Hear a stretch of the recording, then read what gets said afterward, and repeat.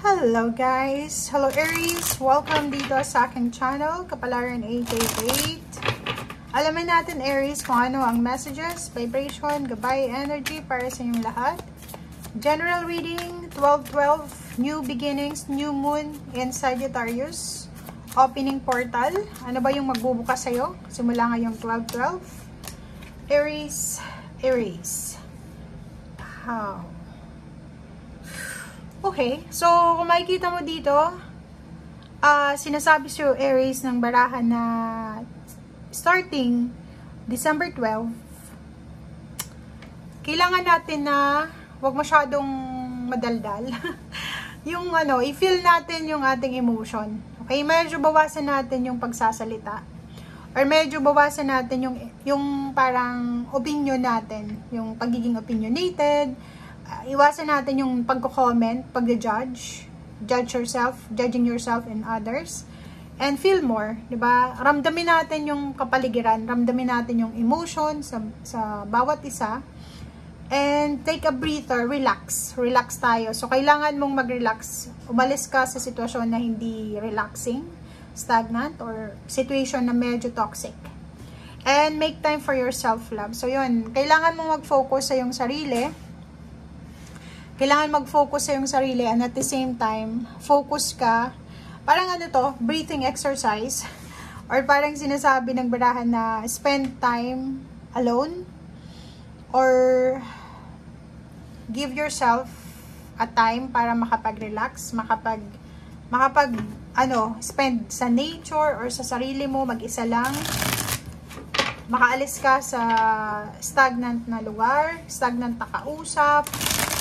Parang ito yung siguro ibigay mo sa sarili mo sa simula ngayong December 12 is yung bawasan natin yung pasanin lahat ng problema ng mga tao sa paligid mo, diba? Time to relax. Time to be quiet. Parang literal to na kailangan mong bigyan ng katahimikan ang iyong sarili.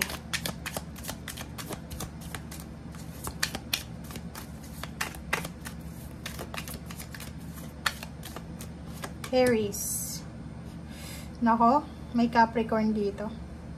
Mag-iingat ka sa temptation.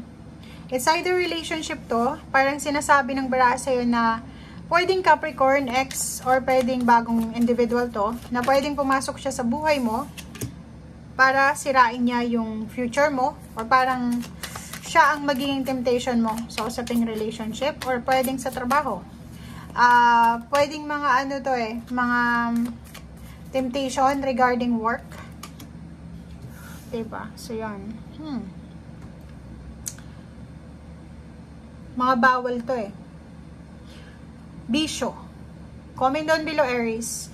Ikaw ba ay may bisyo? Marami kang ginagawang hindi maganda para sa katawan mo? Alam niyo na kung ano yung bisyo? Or kung ano man siya, comment down below. Kasi yung page of wands mo is pwedeng kung ano yung gagawin mo sa ngayon. Like for example, masyado tayong nakafocus sa bisyo ngayon. If ever na in the near future, dumating yung chance na may mag-offer sa'yo ng work, baka mag-fail ka sa medical, 'di ba? So yun ang kailangan mong bantayan. Kaya sinasabi ng baraha sa'yo dito na instead na tayo, 'di ba, makipag-inuman, bisyo, makipagkaibigan, why not spend time alone for yourself? Alagaan mo daw yung sarili mo, alagaan mo yung health mo, alagaan mo, impress, ganun din yung sinasabi. Simulan mo this 12-12 na alagaan yung sarili mo. Kumain ka ng tama, matulog ka ng tama, spend time sa mga taong mahal mo, spend time alone, spend time sa nature, diba? Prioritize yourself, stay away from toxicity, relationship or work. Makinig ka sa sinasabi ng intuition mo. Mag-pray. Be grateful. Diba? Kasi yung yung parang may iba ditong Aries na medyo nawawalan sila ng pag-asa sa buhay.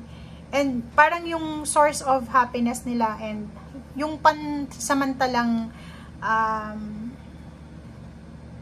comfort, nakukuha nila yun sa siguro pag-inom or pag susugal or ng iba, mga relationship na bawal, parang ganun. And sinasabi ng bara sa'yo dito na kailangan mo daw isipin na walang problema sa'yo eh. Kung may problema ka na, lalo sa pera, problema sa family, kung gagawa tayo ng ganitong mga gawain, mga unhealthy, hindi yung solusyon, mas lalong magkakaproblema ka. So, kailangan mo daw isipin na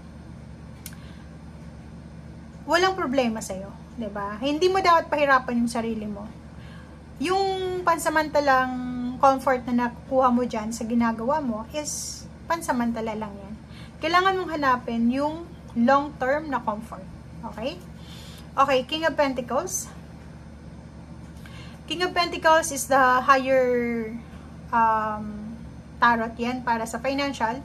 So, if ever na inalagaan mo, okay, sabihin natin na wala ka namang ginagawa sa ngayon na pwedeng makasama sa yung physical health, mental health, and yun, darating ang araw, darating yung tamang timing na kung ano man itong minamanifest mo ngayon, lalo na sa pagkakaroon ng trabaho, na stable, negosyo, or ano pa man, makukuha mo siya nang wala kang regrets, 'di ba? Kasi pwede kang magkaroon ng regrets dito. May iba sa inyo dyan, comment down below. May naghihintay sa inyo ng work, or may naghihintay sa inyo ng, lalo yung mga pupunta ng ibang bansa, seaman, or kano pa man. Meron sa inyo dyan na habang nasa bakasyon, busy sila sa pakikipagkaibigan, party, ganito, ganyan. And then, akala nila, wala pang chance, wala pang ganito. And then, pagdating ng 2024, biglang may tumawag na pwede ka nang makapasok. Regrets. Kasi, wala kailangan mong linisin yung katawan mo para sa medical. 'Di ba yung mga mga seaman, mga OFW, kaya sila umuwi ng Pilipinas para, yun, spending time sa family and then friends ng konti lang, pero most of the time, they spend time sa alone para makapag-relax, para makapagpahinga. Parang ganun. Yun naman talagang dapat. Kahit hindi ka OFW, kahit nasa Pilipinas ka lang. And yun, may Page of Pentacles dito. Kaya, sinasabi ng bara sa'yo dito na wag mong masyadong isipin na kung ano yung wala ka ngayon, wala na talaga. Kasi hindi mo alam, umiikot yung Wheel of Fortune eh. Unexpected yun eh. Hindi mo alam, yung mga taong walang-wala sa ngayon, baka pagkagising mo, sila na yung meron. 'Di ba? So, napaka-magical ng mundo. So, wag natin masyadong isipin na kung nasaan ka ngayon, nandyan ka lang, dyan ka na hanggang 20 years from now. Hindi, mali yun. Kasi hindi mo alam eh. Kahit nga minutes, pwedeng magbago yung circle ng buhay mo, di ba? Oh. Kung makikita mo dito, huwag kang ma-confuse, huwag kang masyadong mag-isip. Negative. Huwag kang masyadong mag-isip ng negative. Focus ka sa goals mo, focus ka sa direction mo. Huwag kang mag-focus doon sa sa parang endings, 'di ba? Yung like may iba kasi na nagfo-focus sa kung magkano yung kikitain nila, kung anong klase ng tao yung makakasama nila sa buhay, ang magiging asawa, na kaya nagiging disappointed sila along the way kasi hindi nila na-enjoy, like ganon. For example, may isang individual na yung gusto niya mapangasawa is titulado, mayaman, ganito, ganyan. Okay, nakapag-asawa siya ng ganon. So, hindi niya na-enjoy yung courtship. So, pagdating ng time na mag-asawa na sila, nakita niya kung gaano kasama yung ugali, may pera nga. So, regrets. Okay? King of Swords and the World card, sinasabi na focus ka doon sa journey. Huwag kang mag-focus doon sa endings. And isipin mo na hindi lahat ng pinagdadaanan mo ay pinaparusahan ka. Kasi, ganun talaga lahat ng tao na dumadaan sa kanyan. Ace of Wands and Two of Swords. Instead na mag-procrastinate ka, instead na mag-isip ka gabi-gabi, ma-stress ka, instead na hindi ka makatulog o hindi ka matulog, why not na bigyan mo yung sarili mo tapikan mo yung sarili mo ngayon, 'di ba? Sa balikat, sabihin mo, "Uy, Aries, good job," 'di ba? Kahit ang dami-dami mong pinagdadaanan, you're still strong, 'di ba? And tapikin mo yung balikat mo. Sabihin mo, Aries, konting-konti na lang, 'di ba? Ace of Wands, ibigay mo sa sarili mo yung confidence, ibigay mo sa sarili mo yung trust. Pray, okay? Kasi yung pinaka-importante dito, guys, is prayer. Kahit sabihin natin, okay, confident ako, kaya kong kontrolin ang lahat, hindi. Kung halimbawa wala tayong connection sa Panginoon, kung gumagalaw tayo nang hindi man lang tayo nagbabaw sa Panginoon, hindi man lang natin pinagpipray, nagpapasalamat, humihingi ng tawad, walang mangyayari. So, connect yourself with God, with the universe, and gawin mo kung ano yung magagawa mo. Kasi siguradong 100% yun magiging success. Thank you guys. Bye!